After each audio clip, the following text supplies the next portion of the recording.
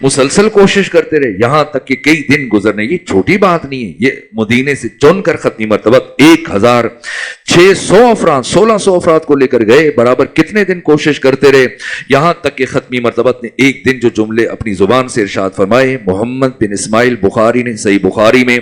مسلم بن حجاج نے صحیح مسلم میں, اور باقی اہل تسنن کے بڑے بڑے مورخین نے اپنی کتابوں میں لکھے. 6 لفظ ختمی مرتبت نے اپنی زبان سے ادا کیے, 6 اوصاف اپنی زبان سے, 6 تعارفات اپنی زبان سے ادا کیے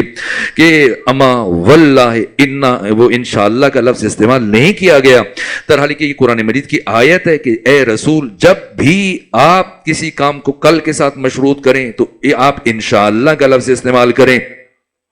ختمی مرتبت نے اپنی 63 سالہ حیات طیبہ میں ایک مرتبہ جب کل کی بات کی تو انشاءاللہ کا لفظ استعمال نہیں کیا ہے, یعنی حتمی یقینی قطعی بات. اور پھر جو الفاظ استعمال کی, اما الا واللہ لأوتین الرایت غدا رجلا, پہلا وصف, پہلی توصیف, پہلا تعارف کہ وہ مرد ہوگا, اور دوسرا رجلا, دوسرا کرارن, ایک جگہ جم کر رک کر حملے کرنے والا ہوگا, تیسرا وصف غیر فرار ہوگا, چوتھا وصف وہ محب خدا محب رسول ہوگا, پانچواں وصف کہ وہ محبوب خدا محبوب رسول ہوگا, اور چھٹا وصف کہ خدا اس کے ہاتھوں پر فضل و نصرت و کامیابی و کامرانی عطا کرے گا. یہ مقام فکر ہے کہ ختمی مرتبہ میں 6 الفاظ, 6 اوصاف, 6 کمالات, 6 تعارفات بیان کیے. پورے مدینے کی نمائندگی ہے. چنیدہ افراد کو لے کر خیبر کے میدان میں پہنچے. مدینے سے 80 میل کے فاصلے پر 1600 افراد میں سے کون نکلا ہے, یہ بات اہم ہے. 1600 صحابہ کرام میں سے صرف ایک فرد ہے جو ان شرائط کے اوپر پورا اتر سکتا ہے, اور اس شخصیت کا نام علی ابن ابی طالب ہے. غیر از علی کوئی بھی دوسرا صحابی, غیر از علی ابن ابی طالب علیہ الصلوۃ والسلام کوئی بھی دوسرا صحابی اس لائق نہیں ہے کہ وہ ان 6 الفاظ کا مصداق قرار پا سکے, ان 6 اوصاف کا حامل قرار پا سکے. اسی لیے ختمی مرتبت نے مولا متقیان علیہ الصلوۃ والسلام کا انتخاب کیا. یہ بات میں نے اس لیے عرض کی کہ ختمی مرتبت نے اپنی زندگی میں حیات طیبہ میں خود خیبر میں جب علم کی بات کی, 6 اوصاف کی بات کی, تو تمام صحابہ کرام, اس لیے کہ 1600 صحابہ کرام پورے مدینے کی نمائندگی کر رہے ہیں, ایک فرد جو ان اوصاف کا حامل قرار پایا اور جنگ خیبر کا علمبردار قرار پایا. یہ پیغمبر نے کہا, پیغمبر کے یہ 1600 اصحاب نہ سمجھے, یہ 1.5 لاکھ صحابہ کرام سمجھے. اگر ختمی مرتبہ سارے صحابہ کو جمع کر کے کہتے تب بھی ایک فرد اس لائق تھا کہ وہ اس فرمان کا, اس بات کا, اس ارشاد کا مصداق قرار پائے. لیکن حسین ابن علی کا یہ انتخاب, میں نے کیوں کہا عصر عاشور یہ مصداق ہے, کیوں میں نے پچھلی تمام تر باتوں کا خلاصہ کرتے ہوئے پیغمبر نے جب یہ بات کی, یہ 6 اوصاف اپنی زبان سے جاری کیے, تمام اصحاب ختمی مرتبت میں سے صرف ایک شخصیت ہے جو ان 6 الفاظ کے لیے مصداق قرار پائے. لیکن اگر روز عاشور حسین ابن علی یہی جملے اپنی زبان سے جاری کرتے تو 72 کے 72 اس قابل تھے کہ علمبردار قرار پائے.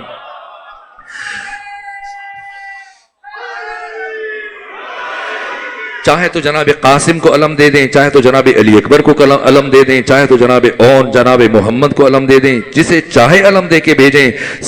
جتنے بھی اصحاب ہیں, عابس ابن شبیب شاکری ہیں, سعید بن عبداللہ حنفی ہیں, زہیر ابن قین بجلی ہیں, حبیب ابن مظاہر ہیں, مسلم ابن اوس ہیں, جسے چاہیں. سوال یہ کہ ان ہستیوں کے موجودگی میں, ان ایسی جلیل القدر شخصیات کی موجودگی میں پھر جس شخصیت کو منتخب کیا جا رہا ہے, جس شخصیت کو چنا جا رہا ہے, وجود مبارک ابو الفضل العباس, یہاں پتہ چلتا ہے کہ ایسے چنیدہ اسارہ کائنات, یہ 72 ہستیاں کہ جن سے متعلق جوشملی آبادی کے شعر میں اسی مقام پر 2 سے 3 مرتبہ پہلے عرض کر کے جا چکا ہوں کہ سر فرشتوں کے یہاں آج بھی خم ہوتے ہیں, ایسے انسان رسولوں میں بھی کم ہوتے ہیں. ایسی برجستہ ترین شخصیات کے ہر فرد اپنے مقام پر معرفت کا آسمان ہے. ان ہستیوں کے لیے اگر کسی شخص کو جرنیل قرار دیا جائے, علمبردار قرار دیا جائے, سپہ سالار قرار دیا جائے, اس ابو الفضل العباس کی عظمت کا اندازہ کوئی انسان نہیں لگا سکتا ہے. کیا شرف و کیا مقام. اس لیے جو جملہ میں نے عرض کیا تھا اور استاد ایت اللہ جوادی عاملی کا یہ جملہ ہے کہ اللہ نے حسین ابن علی کو اس کائنات میں اس لیے بھیجا تاکہ بشر کو, انسانوں کو اللہ کی معرفت حاصل ہو جائے، فلسفہ ارسال نور حسین، تاکہ بشر کو خدا کی معرفت حاصل ہو جائے۔ اور اللہ نے حسین کے بعد ابو الفضل العباس کو اس لیے بھیجا کائنات میں تاکہ انسانوں کو حسین ابن علی کی معرفت حاصل ہو جائے۔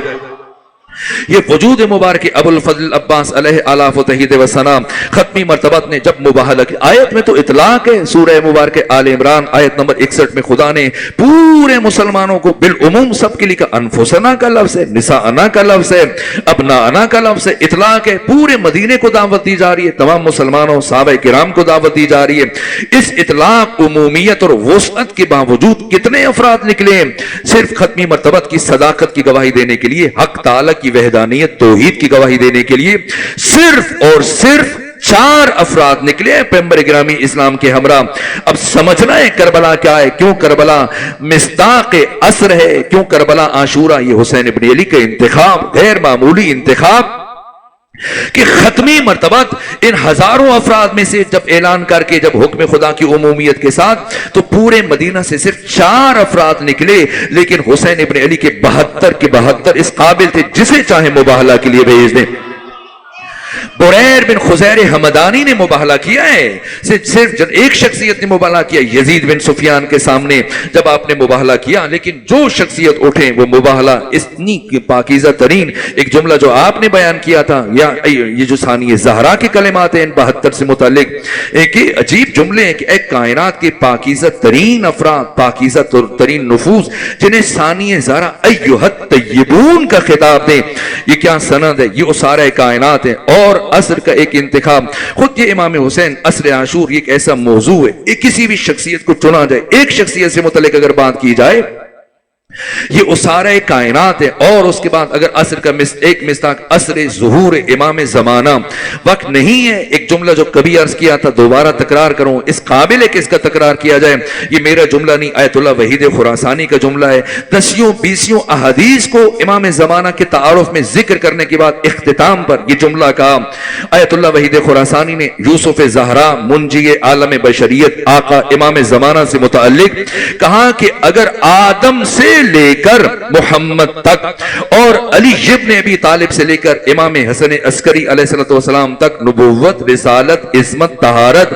امامت، ولایت کے یہ جتنے پھول ہیں، اگر ان سارے پھولوں کا عطر کشید کیا جائے، اگر ان سب کا رس جمع کیا جائے، سب کی خوشبو کو جمع کیا جائے، تو جو عطر معرض وجود میں آئے گا اس عطر کا نام یوسف زہرا آقا امام زمانہ عجل اللہ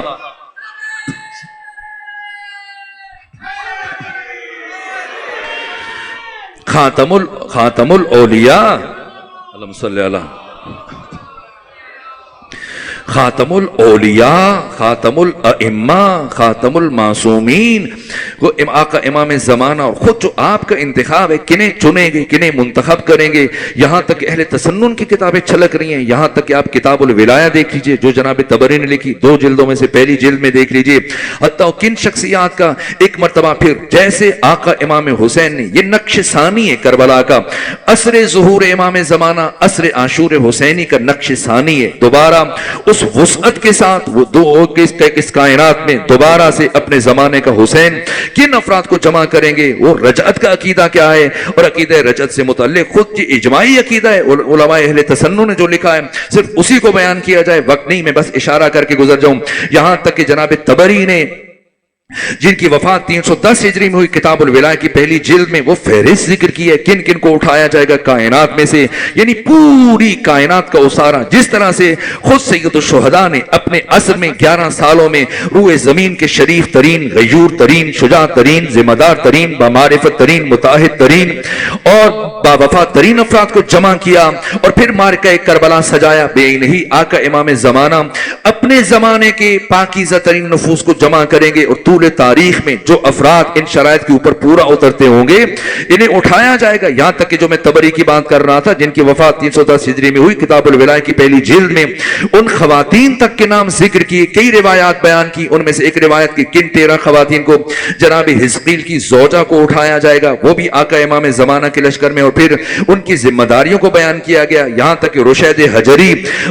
حجری کی بیٹی قنوہ، ان کا نام جناب طبری نے لکھا ہے، قنوہ بنت رشید حجری، یہ کتنی بامعرفت خاتون ہے جناب رشید حجری کی، جن کو شہید کیا گیا عشق علی میں۔ خود رشید حجری کو جب ان کو شہید کیا گیا، ایسے شہید نہیں کیا گیا کہ سر تن سے جدا کر دیا گیا، اور نام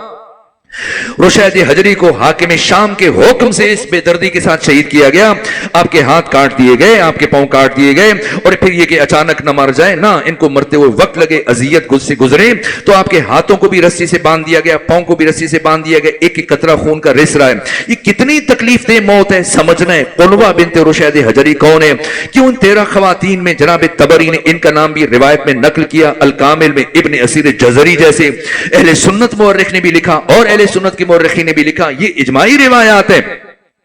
یہ قنوہ بنت رشید حجری جیسی ہاتھ کٹ گئے، پاؤں کٹ گئے، اور تڑپ رہے جناب رشید حجری، آپ کی زوجہ، باقی بیٹیاں، بچے، محلے کی خواتین جمع ہو کر پیٹ رہے ہیں، رو رہے ہیں، گریہ کر رہے ہیں۔ یہ عاشق امیر المومنین رشید حجری، آپ کی زبان سے جملہ ادا ہوا، رونا پیٹنا چھوڑو، جلدی کرو، لکھنے کا سامان لے کے آؤ، تاکہ میرے سینے میں علی ابن ابی طالب کے جو فضائل ہیں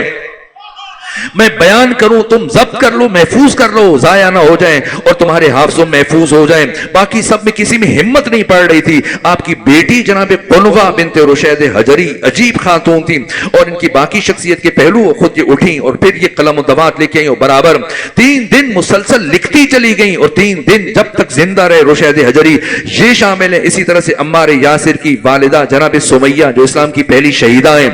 اور جس طرح سے جس بے دردی سے ان کو شہید کیا گیا، خود یہ روایت ہے۔ اور ہماری روایات میں بھی امام ششم نے بھی فرمایا کہ جن خواتین کو اٹھایا جائے گا، ان میں سمیہ مادر جناب عمار یاسر، اسلام کی پہلی شہیدہ، یہ بھی موجود ہوں گی۔ امام صادق سے بھی جو روایت ہے، اس میں بھی جناب طبری نے جو نقل کی، اس میں بھی ابن اسیر جزری نے جو لکھی ہے، یہاں تک کہ ام ایمن، یہ اسامہ بن زید کی ماں، زید بن حارثہ کی والدہ، وہ خاتون کہ جسے پیغمبر نے کہا امی بعد امی، کہ جناب سیدہ زہرا تمام خواتین میں سے ایک خاتون کو اپنے ساتھ دربار لے کر گئی گواہی دینے کے لیے۔ یہ ام ایمن، یہ بھی رجعت میں یہ بھی ہوں گی، اصحاب کہف کو بھی اٹھایا جائے گا۔ چنیدہ ترین شخصیتوں کو کائنات میں طول تاریخ میں،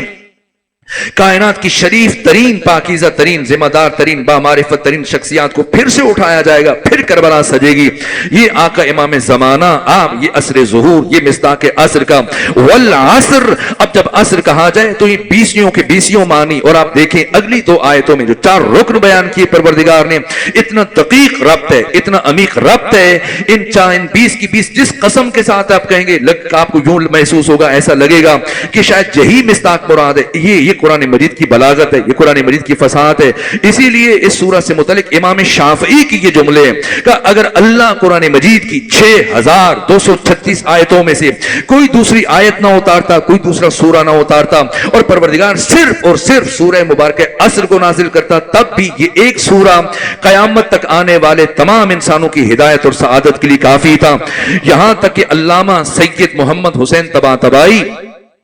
وہ شخصیت کی جنہوں نے تفسیر المیزان لکھی ہے، 1400 سالوں میں علماء کے درمیان میں سب سے بہترین تفسیر مانی جاتی ہے، جتنی بھی تفاسیر اب تک لکھی جا چکی ہیں۔ یہ تفسیر المیزان لکھنے والے سید محمد حسین طباطبائی، ان کے جملے کہ اس ایک سورہ میں اتنی وسعت ہے، اتنی جامعیت ہے، اتنی آفاقائیت ہے، اتنی گہرائی ہے کہ اگر میں سید محمد حسین طباطبائی چاہوں تو پورے قرآن مجید کی تمام تر تفسیر کو اس ایک سورہ کے ذیل میں بیان کر سکتا ہوں۔ پورے کا پورا قرآن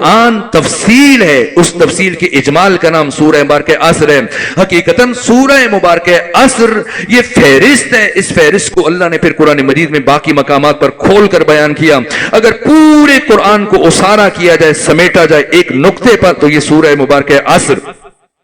یہاں تک کہ مفسرین نے لکھا ہے کہ سورہ کے نزول کے بعد صحابہ کرام کئی سال تک برابر جب ایک دوسرے سے ملاقات کے بعد الگ ہونے لگتے تھے تو سورہ عصر کی تلاوت کیا کرتے تھے۔ والعصر ان الانسان لفی خسر، یہ سورہ معرفت کا بار ذخار۔ وقت تیزی سے گزر رہا ہے، بس میں چند جملے مزید عرض کروں اور اسے تمہید قرار دوں۔ حضرت امام حسن عسکری علیہ الاف و تہید و ثنا کی 28 سالہ حیات طیبہ کے لیے پھر یہ دید ہے، یہ زاویہ دید ہے۔ اگر کوئی امامت کو سمجھنا چاہتا ہے، ولایت को समझना चाहता है, बेसत को समझना चाहता है, गदीर को समझना चाहता है, कुरान को समझना चाहता है, फिर घुटने टेक कर कुरान मजीद की इस सूरत से मुतल्लिक तदब्बुर करे, ताअक्कुल करे, तफक्कुर करे कि इन 3 आयतों में, इन 68 हुरूफ में, इन 14 अल्फाज में परवरदिगार ने मारिफ के बाहर ज़खार को किस तरह से समो दिया, समेट दिया। वल आसर, असर की कसम, और असर का एक मिस्दाक ढलता हुआ वक्त है। यहां पर देखें वक्त के लिए और कितने अल्फाज इस्तेमाल किए परवरदिगार ने, हीन है, अजल है, दहर है, अमद है, खुद दहर का लफ्ज इस्तेमाल किया। वक्त अरबी जुबान का लफ्ज है, जबान अरबी जुबान का लफ्ज है, लेकिन परवरदिगार ने असर का लफ्ज इस्तेमाल किया। सूरह मुबारक हल अता में परवरदिगार ने दहर का लफ्ज इस्तेमाल किया, यहां सूरह असर में परवरदिगार ने असर का लफ्ज इस्तेमाल किया। वहां भी इंसान से मुतल्लिक गुफ्तगू हो रही है, यहां भी इंसान से मुतल्लिक गुफ्तगू हो रही है। मौजू दोनों जगह इंसान है, वहां अल्लाह ने दहर का, यहां अल्लाह ने असर का। वहां दहर क्यों कहा? इसलिए कि दहर और असर के माना में जो मुफरदात राग में और बाकी कुतुब में तहरीर किया गया, दहर में सुबात है, सुकून है, ठहराव है, तमानीनत है, और असर के लफ्ज के अंदर तगय्युर है, तकल्लुब है, शिद्दत है, इस्तिराब है। इसीलिए जैसे मसलन अभी तो रात का वक्त है, आमतौर पर हमारे यहाँ पाकिस्तानी और हिंदुस्तानी और ये बांग्लादेशी, ये खुद इस खित्ते में आमतौर पर जो मशरूब बहुत शौक से पिया जाता है कि चाय असर के वक्त में एक और खुसूसियत अगर याद रखना चाहें तो हमारे यहाँ आमतौर पर सुबह नाश्ते में हर फर्द जो आम बाकी दिन में या रात में चाय ना पिए, सुबह में चाय पीता है, असर में चाय पीता है। ये चाय क्या है? ये चाय 4 चीजों का मजमू है। दूध है, चीनी है, पत्ती है, पानी है। ये 4 चीजें आपके किचन में मौजूद हैं, आपके बावर्ची खाने में मौजूद हैं। ये वही चाय है जिसको आप आग पर रखते हैं, तैयार करते हैं, मेहमान के सामने रख देते हैं, खुद पीते हैं, दूसरों को पिलाते हैं। वही चाय है, लेकिन उस शक्ल में नहीं है, अभी आपके किचन में मौजूद है। वो सारे अरकान है, ऐसा नहीं कि आप कुछ इजाफा करेंगे। इन्हीं 4 चीजों से चाय बनती है। ये वही चाय है, लेकिन आप इसको शुमार में लेकर नहीं आ रहे हैं। क्यों? बेईनी इसी तरह से ये जितने हसीन चेहरे इस वक्त बैठे हुए हैं यहां पर इस बारगाह में, इस मुकद्दस सरजमीन में, ये सारे के सारे चेहरे आज से 50 साल, 40 साल, 60 साल, 70 साल पहले इसी मुल्तान की सरजमीन में मौजूद थे, लेकिन मट्टी के ऊपर नहीं थे, मट्टी के अंदर थे, खाक के अंदर थे, अनासिर की शक्ल में थे, इस हैयत में नहीं थे, इस शक्ल में नहीं थे। जैसे मैंने चाय की मिसाल दी है, जैसे चीनी, पत्ती, दूध, पानी ये आपके यहां मौजूद है, इसी तरह से आप मौजूद थे, लेकिन आग, पानी, हवा, मिट्टी की शक्ल में। उस वक्त भी हम मौजूद थे, उस वक्त भी हम इंसान थे, लेकिन हम शुमार नहीं हो रहे थे। एक सुकून था, एक सुबात था, एक ठहराव था, एक तमानीनत थी। इसलिए जब अल्लाह ने इंसान की उस मरहले से मुतल्लिक गुफ्तगू की है, उस मरहले से मुतल्लिक जब ये अनासिर की शक्ल में था और ये अनासिर की शक्ल में इस कायनात में तकसीम था, फैला हुआ था, तब का हल अता अलल इंसान हीन मिन अद-दहर लम यकुन शैअन मज़कूरा। क्या इंसान पर ऐसा वक्त नहीं आया कि वो काबिल तज़किरा नहीं था, काबिल शुमार नहीं था, वो गिनती में नहीं आ रहा था, वो मर्दम शुमारी में नहीं आ रहा था? इसलिए कि अभी वो अनासिर की शक्ल में था, लेकिन जब अल्लाह ने इस इंसान को इन अनासिर से गुजारा और फिर तकमील और तकामुल के मराहल से गुजारता हुआ, जैसे मैंने आयात सूरह बार के मोमिनून की आयात आपके सामने तिलावत की, 12, 13, 14, इन 3 आयतों में परवरदिगार ने जब ये मराहल तख्लीक बशर बयान किए, लक़द खलक़नल इंसान मिन सुलालतिन मिन तीन, यहां से इन मराहल से फिर यही अनासिर, ये मुल्तान की मट्टी, इन मराहल से जब गुजरी है, इस मट्टी से फिर क्या बना? ये पौधे उगे और उसके बाद फिर खून बना, इंसान ने खाया, खून से नुत्फा, नुत्फा से अलका, अलका से मुज़गा, मुज़गा से इदाम, फ़कसनुल इदाम लहमा, हड्डियों के ऊपर गोश्त चढ़ा दिया, सुम्मा अंशानाहु खल्कन आखर, फिर एक और चीज इंसान के साथ उसका ताल्लुक बरकरार हुआ, रूह। जैसी रूह आती है, ये जिंदगी का आगाज है। ये जब इंसान की धड़कन शुरू होती है, दिल धड़कना शुरू होता है, सांस चलना शुरू होती है बतने मादर में, वो उससे पहले का वक्त दहर है, इसके बाद का वक्त असर है। उस वक्त इंसान काबिल तज़किरा नहीं था, काबिल शुमार नहीं था। इसलिए अल्लाह ने इंसान की उस मरहले को जब बयान किया, हल अता अलल इंसान हीनुम मिन अद-दहर लम यकुन शैअन मज़कूरा, लेकिन जैसी धड़कन का आगाज हुआ, जैसी सांसों का आगाज हुआ, तो परवरदिगार ने फरमाया, वल आसर, कसम है ढलती हुई उम्र की, कसम है गुजरती हुई जिंदगी की, कसम है ढलते हुए वक्त की, कसम है डूबते हुए सूरज की। वल असर के बाकी मानी, इन्नल इंसान लफी खुस्र, हर इंसान खसारे में, हर इंसान खसारे में। लफ्ज़ खसारा क्यों इस्तेमाल किया, लफ्ज़ नुकसान क्यों नहीं इस्तेमाल किया? इस तरफ बढ़ेंगे, वक्त तेजी से गुजर रहा है, बस चंद जुमले और करूं। वल असर, कसम है असर की, और ये 20 मसादीक, और वल असर इन्नल इंसान लफी खुस्र, हर इंसान खसारे में, इल्लल लज़ीना आमनू, इल्लल्लज़ीना आमनू, पहला रुकन ईमान, और ये पहला रुकन ईमान सूरह मुबारक माइदा जिसे सूरह विलायत भी कहा जाता है, इसकी 5वीं आयत में परवरदिगार ने क्या फरमाया, फमन यकफुर बिल ईमान। ये अजीब आयत है। आप देखिए कुरान के खास उसलूब है, कुरान के खास अंदाज है। जो कुरान को पढ़ते हैं, जो कुरान मजीद का मुताला करते हैं, जब अल्लाह कुरान में ईमान की बात करता है तो फरमाते हैं कि खुदा पर ईमान लेके आओ, मलाइका पर ईमान लेके आओ, और किताबों पर ईमान लेके आओ, रसूलों पर ईमान लेके आओ, आखिरत के दिन पर ईमान लेके आओ। जो आखिरत पर ईमान लेके आया, जो खुदा पर ईमान लेके आया, जो किताबों पर ईमान लेके आया, जो नबियों रसूलों पर ईमान लेके आया, इस तेवर में, इस अंदाज से परवरदिगार ने कभी भी कुरान में गुफ्तगू नहीं की है कि खुद ईमान को परवरदिगार एक हकीकत के तौर पर तजस्सुम दे रहा है और मुजस्सम एक पैकर की शक्ल में। फमन यकफुर बिल ईमान, हमेशा ईमान लाने की बात की, लेकिन सूरह मुबारक माइदा की आयत नंबर 5 में परवरदिगार ने क्या फरमाया, फमन यकफुर बिल ईमान, ईमान लाने की बात नहीं की। फरमाया जिसने ईमान का एक इनकार किया, जिसने ईमान का कुफ्र किया, यानी ईमान एक हकीकत मुजस्सम है। कोई और अगर सोचे तो सोचे, लेकिन जो सामने बैठे इनमें से किसी को सोचने की जरूरत नहीं है। इसलिए कि बच्चा भी जानता है कि 5 हिजरी में जंग खंदक के मौका पर जब अम्र इब्न अब्दुवद ने खत्मी मरतबत के खेमे की इस चादर को चीरा था, तो एक मरतबा खत्मी मरतबत ने जब कहा मल हाज़ल कल्ब, कौन इस कुत्ते का मुंह बंद करे, ऐसे में कौन उठा, अली उठे। और जब अली उठे तो पहले तो कोई एक शख्स मशवरे दे रहा था कि ना ये तो बड़ा ताकतवर है, ये तो बड़ा तनोमंद है, ये तो बड़ा कवियुल हैकल है, बड़ा कवियुल जुस्सा है, इसके मुकाबले न भेजिएगा, ये तो 1000 के मुकाबले में लड़ने की सलाहियत रखता है, जो भी जाएगा मारा जाएगा, कुछ माल देकर इसको राजी कर लीजिए, कोई फर्ज इस लायक नहीं। लेकिन खत्मी मरतबत ने जब फरमाया मल हाज़ल कल्ब, कौन उठा, एक शख्स, एक शख्सियत अली इब्न अबी तालिब, और जैसी उठे, पहले तो वो क्या कह रहा था, लेकिन जैसी मौला मुत्तकियान उठे और चलने लगे तो वही शख्स कहने लगा अली कितने मुतकब्बिर हैं, अली के अंदाज में रोनत है, अली के अंदाज में तकब्बुर है, यानी पहले का किसी को ना भेजे। और जब अली उठे तो अब खुश हो जाए कि जो जाएगा मारा जाएगा, तो आपको क्या परेशानी है, अली चले जाए तो फिर उसके हाथों से मर जाएंगे। लेकिन ना, अब दूसरे जाविये से कहा अली कैसे चल रहे हैं, अली के अंदाज में तकब्बुर है, गुरूर है। पैगंबर इस्लाम ने फरमाया आज के दिन अली का दुश्मन के मुकाबले में इस अंदाज से चलना खुदा को बहुत पसंद है।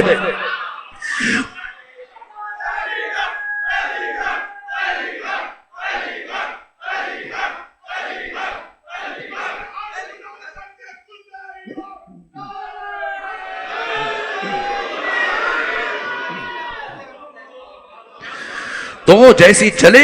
और एक मर्तबा जैसी मौला मुत्तकियान चले जंग खंदक में 5 हिजरी जंग अहज़ाब, अम्र बिन अब्दुवद आमिरी के मुकाबले में अली का ये चलना था। और खत्मी मर्तबा वमा यंतिकु अनिल हवा इन हुवा इल्ला वह्युन यूहा,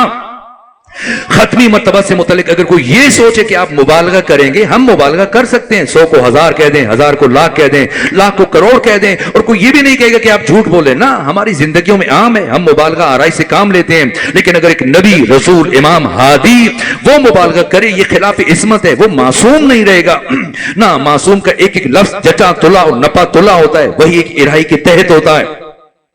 अगर कोई खत्मी मर्तबा से मुतल्लिक ये अकीदा रखे कि आप जज्बात की रोह में बह गए और इस तरह से जोश जज्बात में आपने ये लफ्ज इस्तेमाल कर दिया, सब कुछ हो सकता है, मुसलमान नहीं हो सकता। वो जुबान जो वही इलाही के बगैर हरकत नहीं करती है, जो वही कहते हैं, जो वही कहती है। पैगंबर गिरामी इस्लाम जैसे अली चले, एक मर्तबा लम्हाए खत्मी मर्तबत में जुम्बश पैदा हुई, फरमाया बरज़ल ईमानो कुल्लुहु इलल कुफ्र कुल्ले,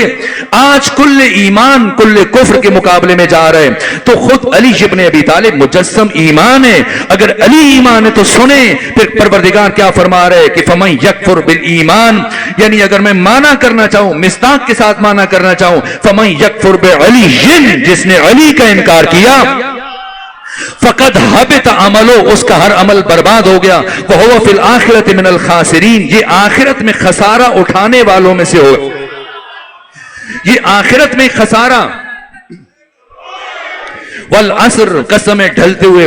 उम्र की, कसमें गुजरते हुए वक्त की, हर इंसान खसारे में है इल्लल्लज़ीना आमनू। और अगर ईमान से मुराद अली है तो अब मैं माना करने लगा हूं, कायनात का हर इंसान खसारे में है सिवाय अली वालों के जो खसारे से महफूज हैं। और अब मैं आपकी समात और उम्दा समातों पर एतमाद करते हुए और आगे बढ़ूं, यहां तक कि वल असर का एक मिस्ताक कसमें गुजरते हुए वक्त की। मैंने कहा कि दहर में सुबात है, सुकून है, ठहराव है, तमानीनत है। असर में تقلب ہے، تغیر ہے، اضطراب ہے، شدت ہے. یعنی عصر قسم ہے گزرتے ہوئے وقت کی، قسم ہے ڈھلتی ہوئی عمر کی. اور عصر کا ایک معنی قسم ہے ڈوبتے ہوئے سورج کی. اگر بات پہنچا سکوں، والعصر قسم ہے ڈوبتے ہوئے سورج کی، ان الانسان لفی خسر، ہر انسان خسارے میں ہے. اس ڈوبتے ہوئے سورج کی قسم کا کہ پروردگار جو کہہ رہے اس انسان کو خسارے سے صرف وہی. ہم انسان کتنے عاجز ہیں، کتنے ناتوان ہیں، کتنے کمزور ہیں، کتنے ضعیف ہیں. یہ انسان جو مدعی ہے چاند تک جا پہنچا ہے، ستاروں تک کمندیں اس نے ڈال دیے، سمندر کی گہرائیوں میں محل تعمیر کر دیے، پہاڑوں کو چیر کر رکھ دیا. تمام تر قوتوں توانائیوں کے باوجود یہ انسان اتنا کمزور ہے، اتنا کمزور ہے. آج کا انسان، اگر آج کے انسان کی تمام تر قوتوں کو، توانائیوں کو، صلاحیتوں کو جمع کر دیا جائے، اتنا کمزور، اتنا بے بس، اتنا ناتوان یہ انسان کہ کائنات کے تمام انسان مل کر جو ایک لمحہ گزر چکا ہے اسے واپس لانے کی صلاحیت نہیں رکھتے. یہ ہم انسان ہیں. سمجھنا ہے عصر کیا ہے اور ہم کون ہیں اور امام عصر کسے کہا جاتا ہے. پھر معنی کیا جائے گا ہم انسان اتنے ضعیف، اتنے کمزور، ناتوان کہ تمام انسان مل کر ایک لمحہ واپس لانے کی صلاحیت نہیں رکھتے کہ جو گزر چکا ہے. تو اگر یہ معنی ہے، اب آئیے والعصر قسم ہے ڈوبتے ہوئے سورج کی، ان الانسان لفی خسر، ہر انسان خسارے میں ہے. اور اس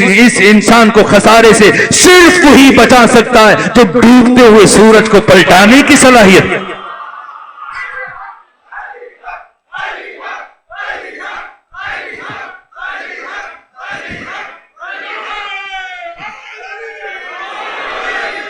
والعصر ان الانسان لفی خسر، قسم ہے ڈوبتے ہوئے سورج کی، ہر انسان خسارے میں. اس انسان کو خسارے سے صرف وہی بچا سکتا ہے کہ جو ڈوبتے ہوئے سورج کو پلٹانے کی صلاحیت رکھتا ہے. اللہ نے علی کو اس کائنات میں انسانوں کو خسارے سے بچانے کے لیے بھیجا ہے. یہی وجہ ہے یہ سورہ مبارکہ مائدہ کی 5 نمبر آیت اور وہ سورہ کاف آیت نمبر 103، آیت نمبر 104. آخر خود مقام فکر ہے کہ فرزند علی حسین ابن علی نے، فرزند رسول حسین ابن علی نے کیوں سورہ کاف کا انتخاب کیا. اور جب آپ پڑھیں گے مقتل کی تفصیلی کتابیں، سیرت تاریخ کی تفصیلی کتابیں، کب کہاں، ایسا نہیں کہ امام حسین نے سورہ کاف کی تمام آیات کو ایک ساتھ اکٹھے پڑھ دیا، نہ، مختلف آیتوں کا مختلف مقامات کے لیے انتخاب کیا. جب شام میں داخل ہو رہے تھے اس لمحے امام حسین نے سورہ مبارکہ کاف کی آیت نمبر 103، آیت نمبر 104 کا انتخاب کیا. ان لفظوں کے ساتھ قل هل ننبئکم، یہ نہیں کہا، یہ عجیب آیت ہے. یعنی پیغمبر اسلام کو خدا ارشاد فرما رہے قل کہہ دیجئے، حل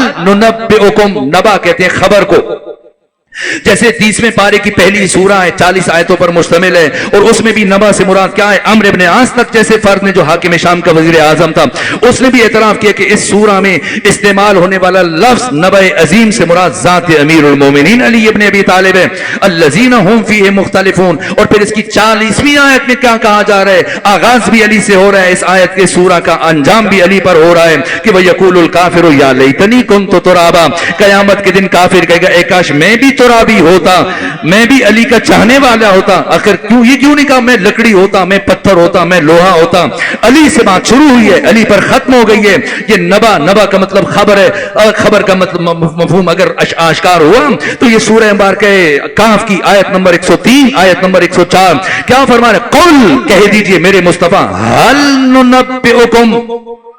اسی نبا کو جب آپ باطل مضارع میں لکھی گئے، متکلم مال غیر کا صیغہ ہے، یہ ختمی مرتبہ یوں بھی کہہ سکتے تھے، خدا ایسے بھی کہلوا سکتا تھا قل حل انبئکم، کیا میں آپ کو خبر دوں. لیکن نہ، کیا کہلوایا جا رہا ہے پیغمبر اسلام کی زبان سے، قل حل ننبئکم، کیا ہم آپ کو خبر دیں. یہ قرآن ہے، یہ قرآن کی بھی جامعیت ہے، یہ قرآن کی آفاقائیت ہے. اس لیے کہ اس آیت کو، اس کلام کو صرف ایک محمد نے تلاوت نہیں کرنا، اسے ایک اور محمد نے بھی اپنی زبان سے جاری کرنا ہے. اللہ نے دوسرے محمد، اپنے زمانے کے محمد مصطفیٰ حسین ابن علی کی زبان سے نوک نیزہ سے اسی آیت کو جاری کروانا ہے. اس لیے متکلم وحدہ کا صیغہ استعمال نہیں کیا، متکلم مال غیر کا صیغہ استعمال کیا. قل حل ننبئکم، کہہ دیجئے کیا ہم آپ کو خبر دیں. کیا ہم آپ کو خبر دیں قل هل ننبئکم بالاخسرین، آیہ سورہ مائدہ کی 5 نمبر آیت میں وہ خاسر کا لفظ استعمال کیا، خسارہ اٹھانے والا، یا اکثر، جیسے کبیر بڑا، اکبر سب سے بڑا، جمیل خوبصورت، اجمل سب سے زیادہ خوبصورت، اسی طرح سے باقی جو الفاظ ہیں، اسی طرح سے خاسر خسارہ اٹھانے والا، اکثر جو سب سے زیادہ خسارے میں، سب سے زیادہ خسارے میں کون ہے، کون جو قرآن مجید نے جسے سب سے زیادہ خسارہ اٹھانے والا قرار دیا تو حسین ابن علی نو کے نیزہ سے سورہ کہف کی تلاوت کرتے ہوئے فرما رہے ہیں قل کہہ دیجئے ہل ننبئکم، کیا ہم انہیں خبر دیں بالاخسرین اعمالا، کون سب سے زیادہ خسارہ اٹھانے والا میں سے ہے، قل ہل ننبئکم بالاخسرین اعمالا الذین، وہ لوگ کہ ضل سعیہم فی الحیات الدنیا، کہ دنیا کی زندگی میں ان کی جتنی بھی کوششیں کر رہے ہیں ساری بیکار جا رہی ہیں، ٹوپی پہن کر تسبیح اٹھا کر اس طرح سے وضو کر کے مسجد کی طرف جا رہے ہیں، لمبی لمبی نمازیں پڑھ رہے ہیں، راتوں کو جا کر سجدے کر رہے ہیں، دن میں روزے رکھ رہے ہیں، بار بار حج کے لیے جا رہے ہیں، ایک حج واجب تھا ادا ہو گیا نہ، دوسرے سال جا رہے ہیں، تیسرے سال جا رہے ہیں، چوتھے سال جا رہے ہیں، مسلسل عبادتیں ہو رہی ہیں، مسلسل نمازیں پڑھی جا رہی ہیں، مسلسل یتیم خانے تعمیر کیے جا رہے ہیں، لوگوں کی خدمت کی جا رہی ہے، خدمت دین کی جا رہی ہے، زکاتیں ادا کی جا رہی ہیں، لیکن پروردگار کیا رہے وہ خسارے میں ہے جو کچھ نہیں کر رہا، جس نے نماز نہیں پڑھی یقینی خسارے میں ہے، ایک بدبخت وہ ہے جو نماز پڑھ کر خسارے میں ہے، جس نے روزہ نہیں رکھا وہ تو خسارے میں ہے، یہ وہ بدبخت ہے جو روزہ رکھ کر خسارے میں، جو استطاعت کے باوجود حج پر نہیں گیا یہ خسارے میں، کھلے ہوئے خسارے میں، یہ وہ بدبخت ہے جو حج کرنے کے باوجود خسارے میں، اس لیے اس کو اکثر کہا گیا ہے الذین ضل سعیہم فی الحیات الدنیا، یہ مسلسل اپنی زندگی میں کوششیں کیا جا رہے، دھڑا دھڑ نیک کام کر رہے ہیں، مسلسل یتیموں کی مدد کر رہا ہے، فقیروں کی مدد کر رہا ہے، بیواؤں کی مدد کر رہا ہے، اور نیکیاں کر رہے ہیں، نمازیں پڑھ رہا ہے، عبادات کر رہے ہیں، لیکن الذین ضل سعیہم فی الحیات الدنیا، ہر کوشش ضائع ہو رہی ہے، ہر محنت اکارت جا رہی ہے، وَهُمْ يَحْسَبُونَ، یہ سورہ کہف ہے، وَهُمْ يَحْسَبُونَ، اور وہ گمان کر رہے ہیں، وہ گن رہے ہیں، شمار کر رہے ہیں، ابھی تو میرے 20 حج ہو گئے، اگلے سال جاؤں گا 21 حج ہو جائیں گے، پھر ایک اور حج کروں گا 22 حج ہو جائیں گے، پھر 23 ہو جائیں گے، مسلسل حج کیے جا رہا ہے، گن رہا ہے، شمار کر رہا ہے، میں نے اتنی مسجدیں بنوا دی ہیں، میں نے اتنی عبادت گاہیں بنا دی ہیں، لیکن کون ہے ہم یحسبون، وہ شمار کر رہے، وہ گمان کر رہے انہم یحسنون صنعا، کہ وہ نیکیاں کر رہا ہے، اب تو بہت بڑا اس کا بیلنس بڑھ گیا ہوگا، اب تو اس کے اتنے حج لکھے جا چکے ہوں گے، نہ یہ اکثر ہے۔ جیسے یہ آیت نازل ہوئی امام حسکانی نے شواہد التنزیل میں یہ تحریر کیا کہ صحابہ کرام بیٹھے ہوئے تھے اور ان کے سامنے پیغمبر کرام اسلام گفتگو کر رہے تھے اور مولے متقیان بھی تشریف فرما تھے، ایسے میں جیسی اس آیت کا نزول ہوا تو ختمی مرتبت نے مولے متقیان کے چہرے کی طرف دیکھ کر اکثر کے مصداق کو بیان کیا کہ خاسر کون ہے، اکثر کون ہے۔ خاسر جو نماز نہ پڑھے، جو روزہ نہ رکھے، جو حج نہ کرے، جو عبادات انجام نہ دے، لیکن سب کچھ کر کے جس کی کوشش ضائع جا رہی ہے، یہ اکثر ہے۔ اب پیغمبر اسلام نے علی کے چہرے کی طرف دیکھا، فرمایا اے علی، اگر ایک شخص قائم اللیل ہے، ساری رات کھڑے ہو کر عبادت کرے، صائم النہار ہے، سارا دن روزے میں گزارے، دائم الخیرات ہے، مسلسل خیرات اللہ کے راستے میں خیرات ادا کرتا رہے، نیکیاں کرتا رہے، اور پھر فرمایا کہ جہاں تک کہ کوئی ابو قبیس اتنا بڑا پہاڑ ہے، اس کی مقدار کے برابر سونا اور چاندی راہ خدا میں دے دے۔ پھر پیغمبر اسلام فرماتے ہیں فوق کل برن، ہر نیکی کے اوپر ایک نیکی ہے، لیکن شہادت سے بڑی کوئی نیکی نہیں ہے، سب سے بڑی نیکی شہادت ہے۔ اور پیغمبر اسلام نے فرمایا یہاں تک کہ یہی شخص حج کے دوران صفا و مروہ کے بیچ صحیح کرتا ہوا نہ حق بے گناہ مارا جائے، شہید ہو جائے، تب بھی اے علی اگر وہ آپ کی ولایت نہیں رکھتا،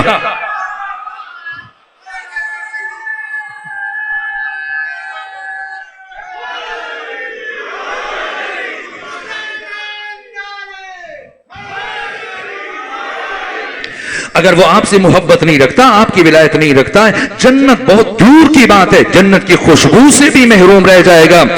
والعصر، عصر کی قسم، ان الانسان لفی خسر، ہر انسان خسارے میں، لفظ خسارہ استعمال کیا، پروردگار نے لفظ نقصان استعمال نہیں کیا، اس لیے کہ ہر نقصان خسارہ نہیں ہے، خاص نقصان کو خسارہ کہا جاتا ہے۔ کس نقصان کو خسارہ کہا جاتا ہے؟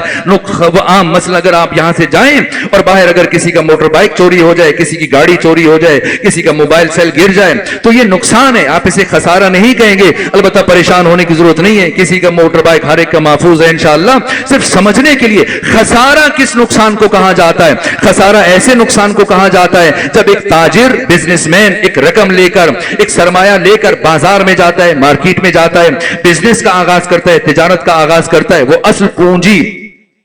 وہ راس المال، وہ سرمایہ جس کو لے کر کے وہ اپنے کاروبار کا آغاز کرتا ہے، مثلا 5 کروڑ سے، 10 کروڑ سے، 20 کروڑ سے، اگر فائدہ حاصل نہ ہو تب بھی اسے خسارہ نہیں کہا جائے گا، یہ نقصان ہے۔ خسارہ کب کہتے ہیں؟ جب اس کا اصل سرمایہ، اس کی اصل پونجی، یہ راس المال یہ کم ہونا شروع ہو جائے، گھٹنا شروع ہو جائے، یہاں تک کہ گھٹتے گھٹتے اگر سارا سرمایہ ڈوب جائے، اسے کہا جائے گا خسارہ۔ تو اللہ نے لفظ خسارہ استعمال کیا ہے، لفظ خسارہ یعنی اللہ نے انسان کو دنیا کے اس بازار میں تجارت کے لیے بھیجا، دنیا کے اس بازار میں اللہ نے ہم سب کو تجارت کے لیے بھیجا ہے۔ تو پھر کیا جنس لے کے بھیجا ہے؟ کس سے ہم تجارت کریں، کس سے خرید و فروخت کریں، کیا کس چیز سے تجارت کریں؟ تو وہ سرمایہ، راس المال، وہ پونجی جس سے انسان تجارت کر سکتا ہے، وہ زندگی، یہ عمر، یہ ساعتیں، یہ پل، یہ گھڑیاں، یہ وقت، یہ زندگی، یہ لمحات، یہ صبح و مساء، شام و سحر، لیل و نہار، یہ ساعتیں، یہ گھڑیاں، یہ ایک ایک لمحے کی قیمت ہے۔ اس ایک ایک لمحے سے ہماری آخرت کی منزل کا تعین ہوگا۔ ہم خود کاتب تقدیر ہیں، ہم میں سے ہر فرد اپنی تقدیر اپنے ہاتھ سے لکھ رہا ہے کہ کہاں رہنا ہے، جنت میں رہنا ہے تو جہنم میں رہنا ہے تو کس کے ساتھ رہنا ہے، یزید کے ساتھ رہنا ہے یا حسین کے ساتھ رہنا ہے، علی کے ساتھ رہنا ہے یا حاکم شام کے ساتھ رہنا ہے، کس کے ساتھ رہنا ہے، اس کا فیصلہ انسان خود کرے گا، اپنی زندگی میں اپنی تقدیر کا تعین کرے گا۔ ایک ایک لمحہ تقدیر ساز ہے، جو وقت گزر رہا ہے، جو ساعتیں گزر رہی ہیں۔ یہ جو ہمیں کہا جاتا ہے قبر میں سب سے پہلا، قبر نہیں لحد کہنا جی، لحد میں سب سے پہلا سوال نماز سے متعلق ہوگا، نہ نماز کی بات بہت بعد میں، جب اعمال کا دفتر کھلے گا کہ انسان لحد میں سب سے پہلا سوال انسان سے اس کی زندگی سے متعلق پوچھا جائے گا، اس کی عمر سے متعلق پوچھا جائے گا، انسان بتا یہ زندگی کہاں گزاری، یہ لمحات، یہ ساعتیں، یہ پل، اس لیے کہ یہاں کا ایک ایک لمحہ آخرت کی نہ ختم ہونے والی صدیوں کے برابر ہے۔ وہاں کی تقدیر کا تعین، یہ جو آپ مجلس کے آخر میں دعا کرتے ہیں پروردگار مرحوم کے درجات کو بلند فرما، یعنی درجات، اس کا کیا مطلب ہے؟ لوگ سمجھتے ہیں جیسے ایک سادہ تصور جو ملا نے ہمیں دیا، جیسے جنت ہے، جہنم ہے، جنت میں چلے جائیں، جہنم میں چلے جائیں، وہ ایک جگہ ہے، ایک بہت بڑا آگ کا مجموعہ ہے جہاں پر جہنم میں دھکیلا جا رہا ہے، یا پھر جنت ہے کہ مسلسل آپ بھی آ جاؤ، آپ بھی آ جاؤ، اچھا آپ کے پاس ٹکٹ ہے چلو آپ بھی چلے جاؤ۔ جنت پارک نہیں ہے، جنت شادی ہال نہیں ہے، جنت ریسٹورنٹ نہیں ہے، جنت مکان نہیں ہے، جنت مقام ہے، اور جنت ذی مراتب مقام ہے، ذی درجات مقام ہے۔ ممکن ہے ہم سب کے سب جنت میں چلے جائیں، عین ممکن ہے، اور یہ بھی ممکن ہے کہ ہم میں سے کوئی ایک دوسرے کو زندگی بھر نہ دیکھ پائے، ہم نے ہمیشہ جنت میں رہنا ہے۔ کیوں؟ اس لیے کہ جنت میں ہر ایک کا درجہ الگ ہے، اس کے عمل کے مطابق، اس کی معرفت کے مطابق، اس کے علم کے مطابق، اس درجے کا تعین انسان نے اپنی زندگی میں کرنا ہے۔ اب سمجھ میں آتا کہ انسان کے ایک ایک پل کی، ایک ایک لمحے کی قیمت کیا ہے۔ اس لیے امیر المومنین فرماتے ہیں، اے انسان، تمہاری زندگی کی قیمت، تمہارے نفس کی قیمت کم از کم جنت ہے۔ خبردار، اس سے کم پہ اپنے نفس کو نہ بیچنا، اس سے کم پہ یہ سودا نہ کرنا، اس سے کم پہ تجارت نہ کرنا۔ تمہاری زندگی کی قیمت، تمہارے نفس کی قیمت، تمہارے جان کی قیمت، تمہارے وقت کی قیمت، تمہاری اس عمر کی قیمت، اس سرمایہ حیات کی قیمت کم از کم جنت ہے۔ اس سے کم پہ خود کو نہ بیچنا۔ میں نے پہلے بھی ایک جملہ 2 سے 3 مرتبہ کہا، لیکن اتنا وزنی جملہ ہے، اتنا بڑا جملہ ہے، اتنا خوبصورت جملہ ہے، اور پھر گفتگو کے تسلسل میں بات ادھوری رہ جائے گی اگر میں نے یہ جملہ بیان نہ کیا۔ اس لیے روک کر، اور اسی چونکہ وقت تمام ہوا، اسی جملے پر اپنی گفتگو سمیٹ دوں کہ وہ علی ابن ابی طالب جو بشر سے کہہ رہے ہیں، اے انسان، تمہارے نفس کی کم از کم قیمت جنت ہے، اس سے کم پہ خود کو نہ بیچنا۔ تو زیادہ سے زیادہ کتنے میں بک سکتا ہے؟ نفس انسانی زیادہ سے زیادہ قیمت اگر لگائی جائے تو زیادہ سے، اگر کم از کم قیمت جنت ہے تو زیادہ سے زیادہ قیمت کیا ہو سکتی ہے؟ علی سے پوچھیں، یا یہ خود یہ دیکھ لیں، پوچھنے کے بجائے کہ خود علی نے اپنے نفس کو کتنے میں بیچا ہے، تاکہ پتا چلے کہ جب نفس انسانی بیچا جاتا ہے تو اس کی زیادہ سے زیادہ قیمت کیا ہو سکتی ہے۔ زیادہ سے زیادہ قیمت کیا ہو سکتی ہے؟ تو وہ علی جو ہر بشر کو، ہر انسان کو نصیحت کر رہے ہیں، اے انسان تمہارے نفس کی کم از کم قیمت جنت ہے۔ خود اس علی نے اپنے نفس کو کتنے میں بیچا ہے؟ کوئی حدیث نہیں ہے، تاریخ نہیں ہے، روایت نہیں ہے، قرآن میں اللہ نے اس بے نامے کو ذکر کیا ان لفظوں کے ساتھ، وَمِنَ النَّاسِ، لوگوں میں سے ایک، وَمِنَ النَّاسِ، لوگوں میں سے ایک، من جو یشری بیچتا ہے، نفسہ، اپنا نفس، اپنی جان، اپنی زندگی، اپنی حیات، اور بدلے میں کیا خریدتا ہے؟ ابتغاء مرضات اللہ، بدلے میں خدا کی مرضیاں خریدتا ہے، خدا کی رضا خریدتا ہے، خدا کی مشیت خریدتا ہے۔ یہاں تک کہ کائنات کے سارے تاجر مل کر دنیا میں، زندگی میں، دن کے اجالے میں ایسی تجارت نہ کر سکے جو علی ابن ابی طالب نے رات سو کر کی۔ کیا بیچا؟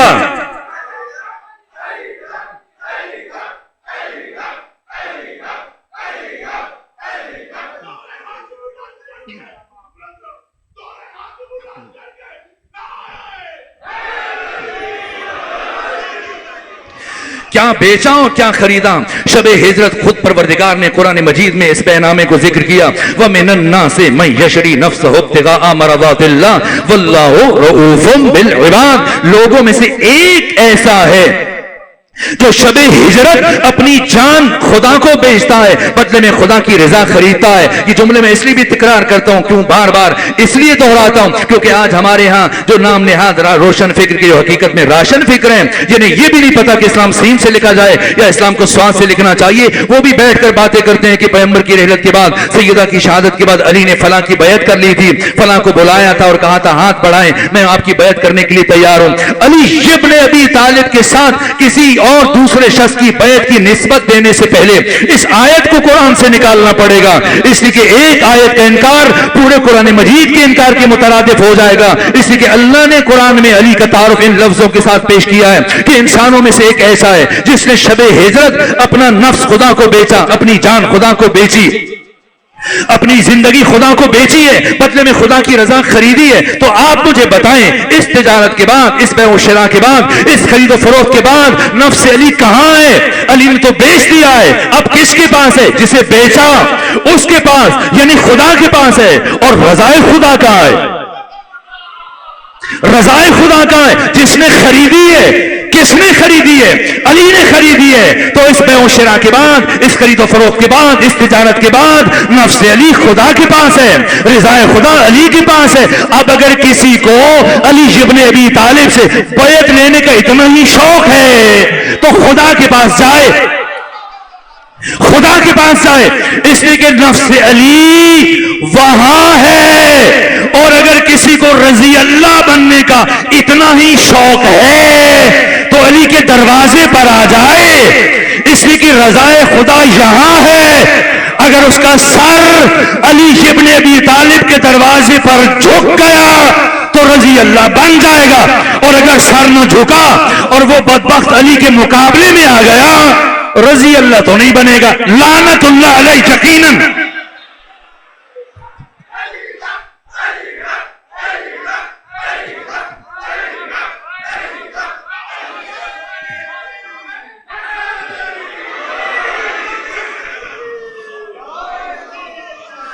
خدا سبحان آپ کی سماعتوں کو سلامت رکھے۔ میں شرمندہ ہوں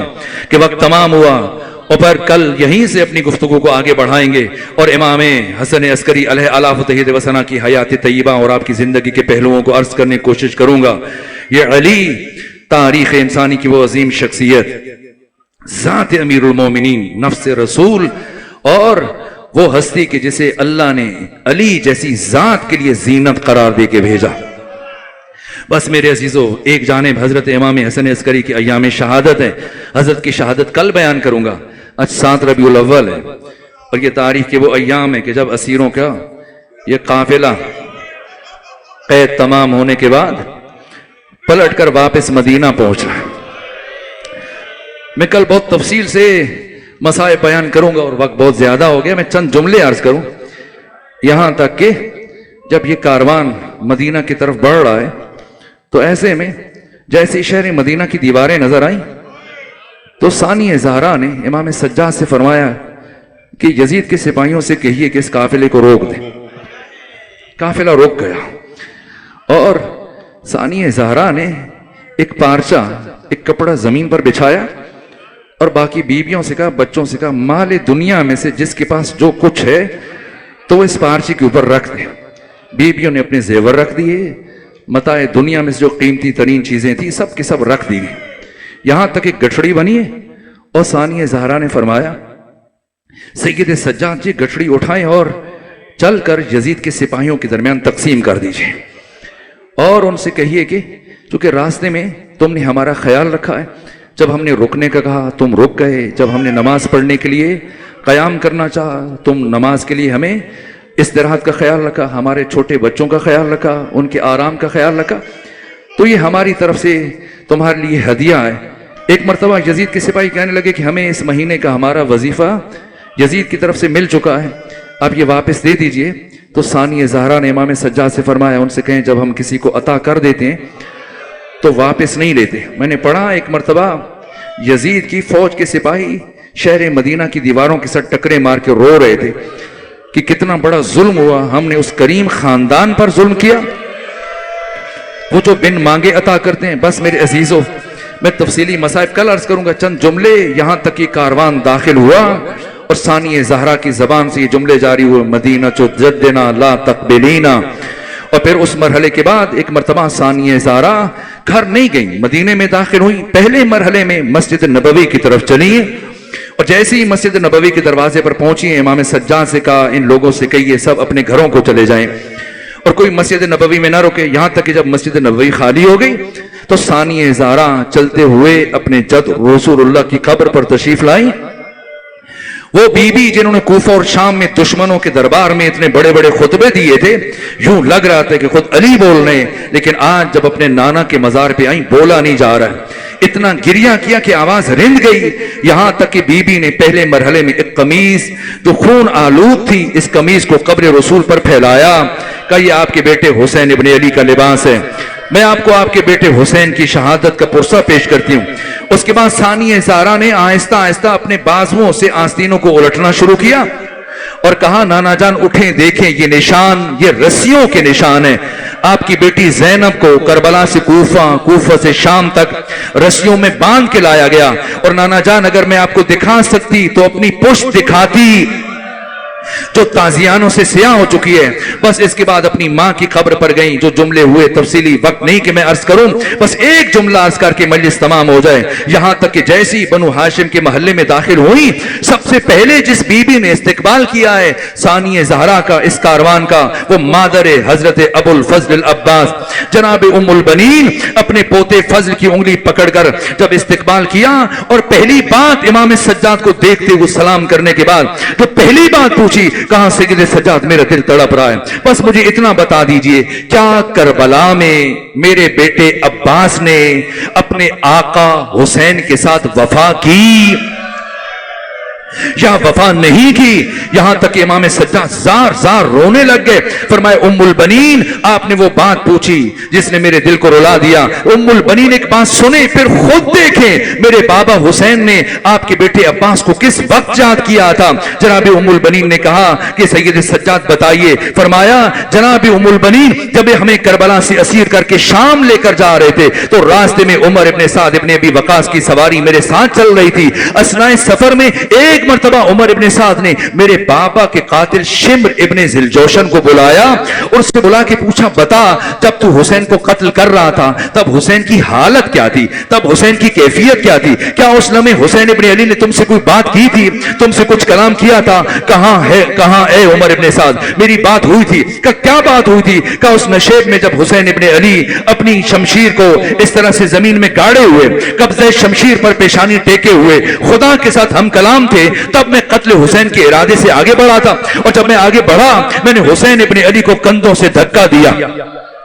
کندھوں سے دھکا دیا، حسین ابن علی پشت کے بل زمین پر گرے۔ میں آگے بڑھ کر حسین کے سینے پر سوار ہوا۔ جب میں حسین کے سینے پر سوار ہوا، حسین نے آنکھیں کھول کر میرے چہرے کی جانب دیکھا، مجھ سے کہا اے شمر بڑی بلند جگہ بیٹھا ہے، اے شمر بڑی اونچی جگہ بیٹھا ہے۔ اے شمر مجھے اچھی طرح سے یاد ہے، بچپنے میں میرے نانا محمد مصطفیٰ جب مجھے اپنی گود میں بٹھا کر مجھ سے پیار کرتے تھے، میری قمیض کے بٹن کھول دیتے تھے، مجھے سینے سے چومنا شروع کرتے تھے، پھر میرے گلے کے بوسے لیتے تھے، پھر میرے لب و رخسار کی بوسے لیتے تھے۔ تب ایک مرتبہ میرے نانا محمد مصطفیٰ نے مجھے بتایا تھا، اے حسین تجھے کائنات کا شقی ترین فرد قتل کرے گا، جس کے چہرے پر چیچک کے داغ ہوں گے، جس کا قیافہ خنزیر کے جیسا ہوگا، جو ولد الزنا ہوگا۔ کہا اے شمر میں وہ ساری علامتیں تمہارے چہرے پر دیکھ رہا ہوں، اب مجھے معاف کیجئے گا۔ یہاں تک کہ خود شمر کہتا ہے عمر ابن سعد جب میں نے حسین کی یہ باتیں سنی ہیں مجھ سے برداشت نہ ہوا، میں نے حسین کی داڑھی کو بائیں ہاتھ سے پکڑا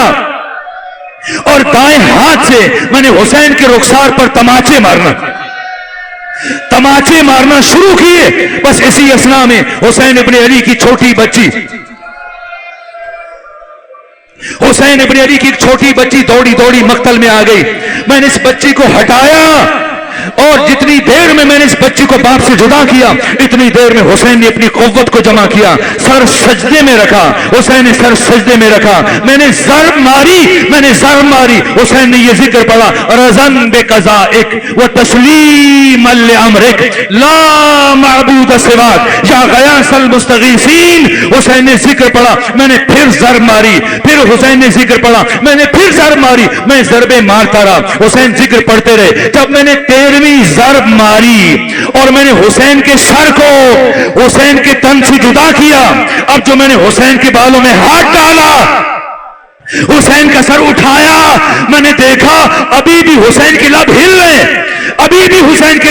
میں نے سوچا اب حسین کون سا ذکر کر رہے ہیں، لیکن حسین کی آواز نحیف تھی۔ میں اپنے کان حسین کے کٹے ہوئے لبوں سے قریب لے کر گیا، ایک ہی آواز آ رہی تھی، عباس عباس۔ اللہ اللہ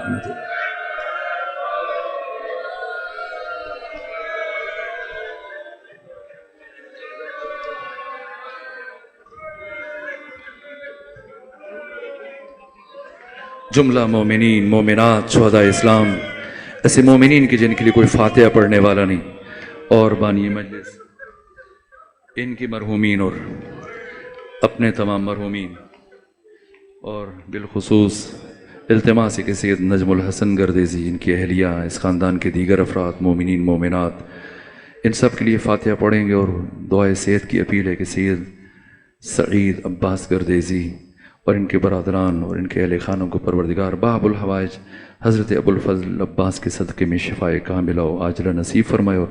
طول عمر صحت و سلامتی کے ساتھ گزارنے کی توفیق عطا فرمائے۔ تمام مومنین کے لیے، اپنے مرحومین کے لیے، اور سید نجم الحسن گردیزی، ان کی اہلیہ اور اس خاندان کے افراد کے لیے سورہ فاتحہ اور سورہ اخلاص کی تلاوت۔ سید علیل ہیں اور جتنے بھی مومنین بیمار ہیں، پروردگار سب کو بحق حضرت ابو الفضل العباس علیہ الصلوۃ والسلام شفائے کاملہ و عاجلہ نصیب فرما۔ اللہم صلی علی محمد۔